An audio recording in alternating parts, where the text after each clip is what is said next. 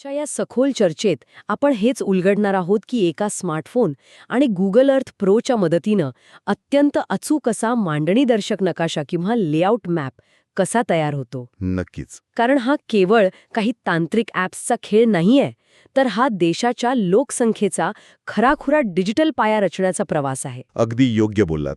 आणि या प्रवासाची सुरुवात प्रत्यक्ष मैदानात जाण्यापूर्वीच होते. म्हणजे पूर्वतयारी. हो.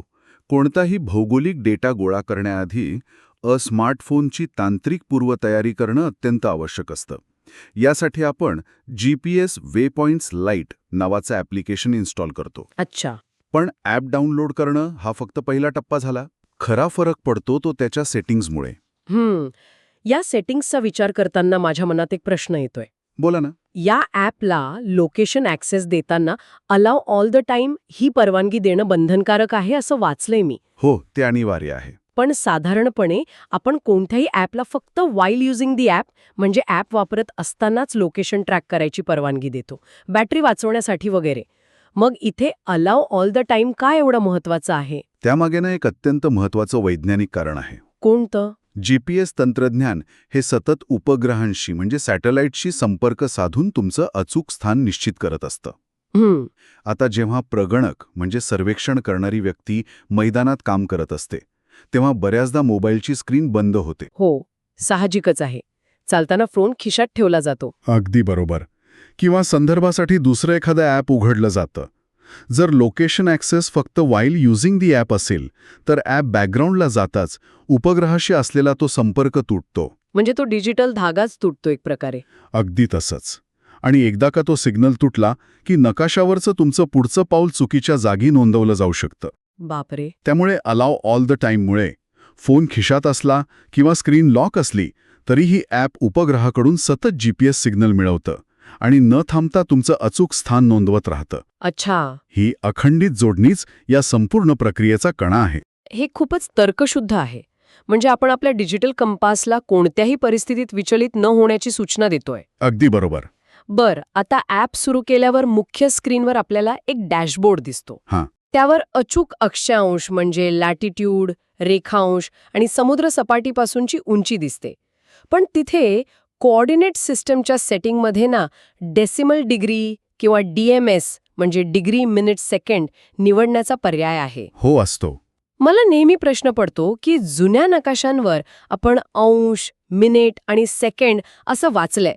मग आता डेसिमल डिग्रीला पसंती का दिली जाते? कारण आपण हा गोळा केलेला डाटा शेवटी संगणकाला वाचायला देणार आहोत. हां. डिग्री मिनिट सेकंड ही पद्धत मानवी नॅव्हिगेशनसाठी किंवा जहाजांसाठी उत्तम होते. पण जेव्हा तुम्ही एखादा अक्षांश 18 अंश 31 मिनिटे आणि 13 सेकंड असं लिहिताना, तेव्हा संगणकीय प्रणालीला त्याचं विश्लेषण करणं थोडं अवघड जातं. म्हणजे कॉम्प्लेक्स होतं ते. हो. याउलट डेसिमल डिग्री या संपूर्ण आकड्याला एका सरळ दशांश अपूर्णांकात रूपांतरित करते, जसं की 18.524 वगैरे. अच्छा, म्हणजे आपण संगणकाला समजेल अशी त्याची मातृभाषा वापरत आहोत. अगदी तसंच. जेणेकरून नंतर जेव्हा हा डेटा गुगल अर्थवर टाकला जाईल तेव्हा सॉफ्टवेअरला कोणतीही आकडेमोड करावी लागणार नाही. ते थेट तो बिंदू नकाशावर प्लॉट करेल. एकदम तंतोतंत. आणि याच सुसूत्रीकरणासाठी आपण युनिट्सच्या सेटिंगमध्ये लांबी मोजण्यासाठी मीटर आणि क्षेत्रफळ मोजण्यासाठी हेक्टर हे पर्याय निवडतो. मीटर आणि हेक्टरच का? कारण भारताच्या अधिकृत भौगोलिक मोजमापाच्या प्रक्रियेत याच प्रमाणांचा वापर केला जातो. तर आता आपला फोनचं इंजिन आणि नॅव्हिगेशन एकदम अचूक सेट झालंय, पण खरा कस लागतो तो प्रत्यक्ष मैदानात. हो, फील्डवर गेल्यावर परिस्थिती वेगळी असते. तेच तर. जेव्हा एखादा प्रगणक गावात शिरतो तेव्हा तिथे कागदावर आखल्यासारखे सरळ रस्ते नसतात. तिथे अडगळीच्या गल्ल्या असतात, कुठेतरी अचानक आलेली विहीर असते किंवा वेड्यावाकड्या वस्त्या असतात. मग या अशा भौगोलिक गोंधळात ॲपमधली साधने कशी काम करतात? या अशा वास्तव आणि गुंतागुंतीच्या परिस्थितीसाठीच ॲपमध्ये 3 मुख्य साधनं किंवा टूल्स दिली आहेत. कोणती? वेपॉइंट्स, पाथ आणि पॉलिगन. आपण सुरुवात करूया वेपॉइंट्सपासून. बरं. जेव्हा प्रगणक एखाद्या महत्त्वाच्या भूचिन्हाजवळ उभा राहतो, समजा ती एक सार्वजनिक विहीर आहे किंवा शाळेची इमारत आहे, तेव्हा तो ॲपमध्ये ॲड पॉइंट करतो. ओके. ॲप त्वरित त्या ठिकाणचे अक्षांश आणि रेखांश नोंदवून घेतं. पण तिथे फक्त बिंदू नोंदवून थांबायचं नसतं, तर तिथे टॅग्स लावण्याचाही पर्याय असतो. टॅग्स म्हणजे या टॅग्सच्या संकल्पनेला मी थोडं सोशल मीडियाशी जोडून पाहते. कसं? म्हणजे आपण जसं इंस्टाग्राम किंवा ट्विटरवर हॅशटॅग्स वापरतो तसाच हा प्रकार आहे का? समजा मी हॅशटॅग वॉटर सोर्स किंवा हॅशटॅग प्रायमरी स्कूल असा टॅग लावला. हे उदाहरण अगदी समर्पक आहे. प्रत्यक्ष जनगणनेच्या एका ब्लॉकमध्ये ना शेकडो वे पॉइंट्स असू शकतात. हो, साहजिक आहे. जर तुम्ही टॅग्स वापरले नाहीत तर तो नकाशा म्हणजे फक्त शेकडो अनामिक ठिपक्यांचा गोंधळ दिसेल. त्यातली विहीर कोणती आणि शाळा कोणती हे शोधण्यानंतर अक्षरशः अशक्य होईल. म्हणजे डेटा गोळा करतानाच त्याचं वर्गीकरण करण्याची ही पद्धत आहे. अगदी बरोबर. जेव्हा सर्व काम संपेल आणि संगणकावर हजारो बिंदू दिसतील तेव्हा फक्त एका क्लिकवर पाण्याचे स्रोत फिल्टर करता येतील. हे खरोखरच वेळ वाचवणार आहे. हो, खूप वेळ वाचतो यामुळे. आता आपण दुसऱ्या टूलकडे वळूया, जे आहे पाथ. हे टूल रस्ते, कालवे किंवा नदीचा प्रवाह मोजण्यासाठी वापरतात असं मी वाचलं होतं. पण यात ऑटोमॅटिक मोड आणि मॅन्युअल मोड असे 2 पर्याय आहेत. हो, आहेत. माझा प्रश्न असा आहे की जर ॲप स्वतःहून सगळं ट्रॅक करू शकतं तर या मॅन्युअल मोडची गरजच काय? खूप छान प्रश्न आहे. रस्त्यांच्या रचनेमुळे या 2 पर्यायांची गरज निर्माण होते. म्हणजे कसं? जर तुम्ही एखाद्या महामार्गावरून किंवा लांबलचक सरळ रस्त्यावरून चालत असाल तर ऑटोमॅटिक मोड उत्तम काम करतो. तुम्ही फक्त सुरुवात करता आणि चालत राहता. ओके. ॲप ठराविक अंतर किंवा वेळेनुसार समजा दर 5 सेकंदांनी आपोआप बिंदू नोंदवत जातं. पण गावाकडचे रस्ते किंवा शेतातले पाणंद रस्ते सहसा असे सरळ नसतात ना. तिथे अचानक काटकोनात वळणारे रस्ते किंवा नागमोडी गल्ल्या असतात. आणि तिथेच ऑटोमॅटिक मोड फसण्याची शक्यता असते. कसं काय? बघा, जर तुम्ही 5 सेकंदांच्या अंतराने बिंदू नोंदवत असाल आणि त्या 5 सेकंदांच्या मधल्या वेळेत तुम्ही एखादं तीक्ष्ण वळण किंवा शार्प टर्न घेतला तर ॲप त्या वळणाची नोंद घेणारच नाही. बापरे, म्हणजे ते सरळ रेषेत जोडेल. अगदी बरोबर. ते थेट आधीचा बिंदू आणि पुढचा बिंदू एका सरळ रेषेने जोडेल, ज्यामुळे रस्त्याचा आकार नकाशावर पूर्णपणे चुकीचा दिसेल. अच्छा, म्हणूनच मॅन्युअल मोड गरजेचा आहे. हो, मॅन्युअल मोडमध्ये तुम्ही स्वतः थांबून जिथे अचूक वळण आहे तिथे एक एक पॉइंट जोडता. यामुळे रस्त्याची मूळ भूमिती जशीच्या तशी जतन केली जाते. म्हणजे तंत्रज्ञान कितीही प्रगत असलं तरी परिस्थितीनुसार कोणता निर्णय घ्यायचा हे शेवटी मानवी बुद्धीच ठरवू शकते. अगदी 100%. आता आपण सर्वात रंजक आणि महत्वाच्या टूलबद्दल बोलूया, पॉलिगॉन. मी याचा विचार ना एका डिजिटल कुंपणासारखा करते. Digital fence? हो, एखाद्या वस्तीला किंवा शेताला हे आभासी कुंपण घालण्याची प्रक्रिया नेमकी चालते कशी? तुम्ही दिलेली डिजिटल कुंपण ही उपमा या प्रक्रियेला अगदी अचूकपणे स्पष्ट करते. पॉलिगॉन ही एक बंदिस्त आकृती असते. म्हणजे क्लोज्ड शेप. हो, जनगणनेच्या ब्लॉकची किंवा वस्तीची निश्चित सीमा ठरवण्यासाठी याचा वापर होतो. यासाठी प्रगणकाला त्या क्षेत्राच्या प्रत्यक्ष सीमेवरून चालावं लागतं. पूर्ण सीमेवरून? हो, आणि कोणतीही बंद आकृती तयार करण्यासाठी किमान 3 बिंदू लागतात. एका बिंदूवरून सुरुवात करून सीमेवरून चालत जाऊन जेव्हा शेवटचा बिंदू पहिल्या बिंदूशी जोडला जातो ना, तेव्हा ती सीमा लॉक होते. आणि यातून मिळणारा सर्वात मोठा फायदा म्हणजे क्षेत्रफळ. अगदी बरोबर. म्हणजे ॲपमध्ये सीमा बंद होताच त्या क्षेत्राचं अचूक क्षेत्रफळ किंवा एरिया आपोआप स्क्रीनवर दिसतो ना.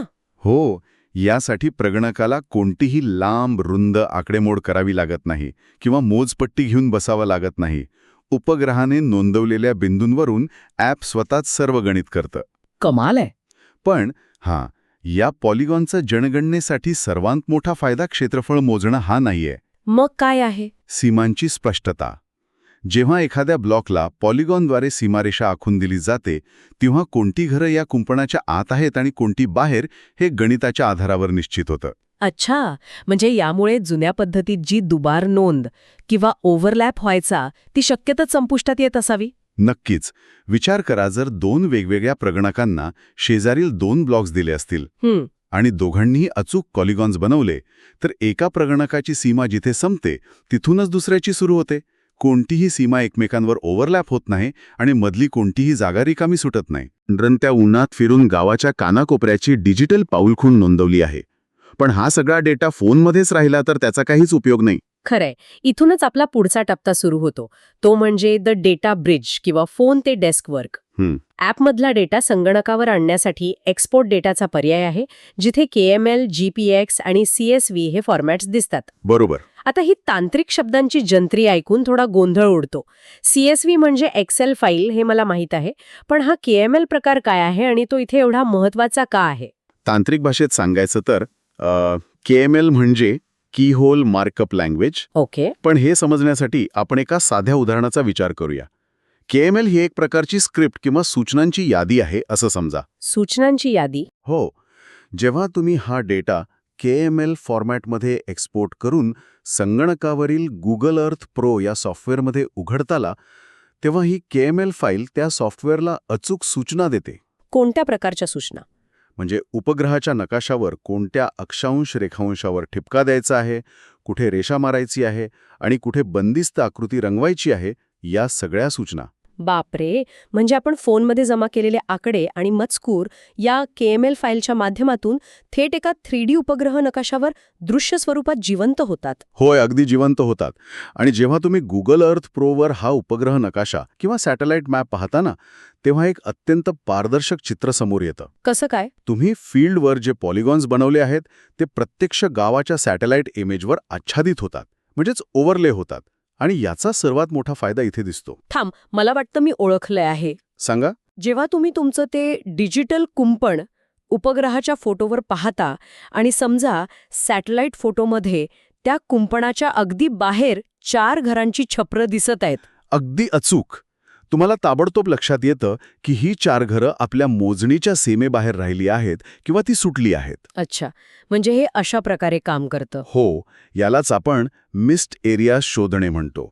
जुन्या कागदी नकाशामध्ये एखादी वस्ती सुटली आहे की नाही हे कार्यालयात बसून तपासणं अक्षरशः अशक्य होतं. हो, ते कसं समजणार कागदावर? पण आता सॅटेलाइट इमेज आणि तुमचा ग्राउंड डेटा यांची सांगड घातल्यामुळे एक परिपूर्ण आणि 100% अचूक असा डिजिटल पाया किंवा बेस मॅप तयार होतो. हे खरोखरच क्रांतिकारी आहे. जनगणनेच्या यशासाठी अशी अभेद्य पडताळणी असणं अत्यंत गरजेचं आहे. नक्कीच. आता आपण अंतिम टप्प्याकडे आलो आहोत. आपल्या संगणकाच्या स्क्रीनवर आता गुगल अर्थ प्रोचा एक अचूक 3D नकाशा आहे, ज्यावर आपल्या गटाच्या सीमा, रस्ते आणि खुणा स्पष्ट दिसत आहेत. मग आता हा डिजिटल डेटा जनगणनेच्या अधिकृत कागदावर कसा आणायचा? यासाठी आपण त्या डिजिटल नकाशाची PDF किंवा JPG फाईल बनवतो. गुगल अर्थ प्रोमध्ये असा योग्य झूम सेट केला जातो, ज्यामुळे तुमच्या गटाची किंवा ब्लॉकची संपूर्ण सीमारेषा स्क्रीनवर स्पष्ट दिसेल. अच्छा. आणि इथे नकाशाशास्त्राचा सर्वात मूलभूत नियम पाळावा लागतो, तो म्हणजे उत्तर दिशा किंवा नॉर्थ नेहमी वरच्या बाजूस ठेवा. तो नियम सेट केल्यानंतर आपण उच्च दर्जाची A4 किंवा A3 आकाराची प्रिंट काढतो. आता आपल्या हातात तो बेस मॅप आला आहे. बरोबर. आणि मार्गदर्शक तत्वांनुसार या प्रिंटेड नकाशाला आधार मानून त्यावर पेन्सिलने आणि प्रमाणित चिन्हांचा वापर करून हाताने अंतिम मांडणी दर्शक नकाशा किंवा फ्री हँड लेआउट मॅप काढायचा आहे. अगदी बरोबर. पण इथे मला एक गोष्ट विचारल्याशिवाय राहवत नाहीये. विचारा ना. आपण स्मार्टफोन वापरला, उपग्रहावरून GPSचे सिग्नल मिळवले, KML कोडिंगने तो डेटा गुगल अर्थवर प्लॉट केला आणि एक प्रगत 3D हायटेक नकाशा तयार केला. जर एवढं प्रगत तंत्रज्ञान आपल्याकडे तयार आहे, तर पुन्हा पेन्सिल आणि कागद घेऊन हाताने नकाशा का काढायचा? अच्छा. म्हणजे हे एखाद्याकडे सुपरफास्ट स्पोर्ट्स कार असताना त्याने मुद्दाम बैलगाडीने प्रवास करण्यासारखं किंवा टाईम मशीनमधून परत भूतकाळात जाण्यासारखं वाटत नाही का? हा प्रश्न वरवर पाहता अगदी स्वाभाविक वाटतो, पण यात भूतकाळात जाण्याचा कोणताही भाग नाहीये. मग? याला अत्यंत विचारपूर्वक तयार केलेली हायब्रिड किंवा संमिश्र पद्धत म्हणतात. हायब्रिड पद्धत? हो. हे समजून घेण्यासाठी आपल्याला तंत्रज्ञान आणि मानवी संदर्भ यातील फरक ओळखावा लागेल. म्हणजे कसं? डिजिटल नकाशा आपल्याला प्रमाणांची म्हणजे स्केलची, अंतराची आणि सीमांची 100% गणितीय अचूकता देतो. पण उपग्रहावरून घेतलेला फोटो फक्त घराचं छत दाखवतो. अच्छा, म्हणजे सॅटेलाइट इमेजला हे कळत नाही की ते छत एखाद्या कुटुंबाच्या घराचं आहे, जनावरांच्या गोठ्याचं आहे की एखाद्या पडक्या इमारतीचं आहे. अगदी बरोबर पकडलं. जनगणनेच्या नियमांनुसार काही विशिष्ट प्रमाणित चिन्हे वापरणं बंधनकारक असतं. कच्च्या घरासाठी वेगळं चिन्ह, पक्क्या घरासाठी वेगळं चिन्ह किंवा मंदिरासाठी वेगळी खूण असते. हे स्थानिक आणि सामाजिक बारकावे फक्त तिथे प्रत्यक्ष गेलेला माणूसच ओळखू शकतो. आता मला याचा अर्थ पूर्णपणे उलगडला. हं, आपण डिजिटल बेस मॅपचा वापर फक्त एका फ्रेमवर्क सारखा करत आहोत. तो बेस मॅप प्रगणकाला दिशा आणि प्रमाणाबाबतीत भरकटू देत नाही. बरोबर. पण त्या अचूक सीमेच्या आत प्रगणक स्वतःच्या डोळ्यांनी पाहिलेलं वास्तव ते नकाशात भरतो. कोणत्या घरात जाण्यासाठी कोणती गल्ली वापरली जाते हे उपग्रह सांगू शकत नाही, ते तो हस्तलिखित नकाशात सांगतो. म्हणूनच ही पद्धत तंत्रज्ञान आणि मानवी बुद्धिमत्तेचा एक परिपूर्ण सुवर्णमध्य आहे. खरंच. डिजिटल तंत्रज्ञानामुळे नकाशात भौगोलिक चुका होत नाहीत आणि हाताने काढलेल्या माहितीमुळे जनगणनेच्या प्रशासकीय आणि कायदेशीर अटी पूर्ण होतात. जेव्हा अंतिम प्रगणक हा नकाशा घेऊन जनगणनेसाठी त्या ब्लॉकमध्ये जाईल ना, तेव्हा त्याला रस्ते शोधण्यात कोणत्याही गोंधळ होणार नाही. स्मार्टफोन ते अंतिम कागद असा हा फील्ड टू डेस्क प्रवास आपण अगदी सविस्तर उलगडून पाहिला आज. होय. यातून एक गोष्ट अत्यंत स्पष्ट होते की या प्रक्रियेमुळे नैसर्गिक सीमांचं, मग ती नदी असो वा डोंगर, अत्यंत काटेकोरपणे पालन होतं, परिसराचं 100% कव्हरेज होतं आणि एकही घर जनगणनेपासून वंचित राहत नाही. होय. 2027च्या जनगणनेचा पाया या तंत्रज्ञानामुळे खऱ्या अर्थाने अभेद्य झाला आहे असं म्हणता येईल. नक्कीच.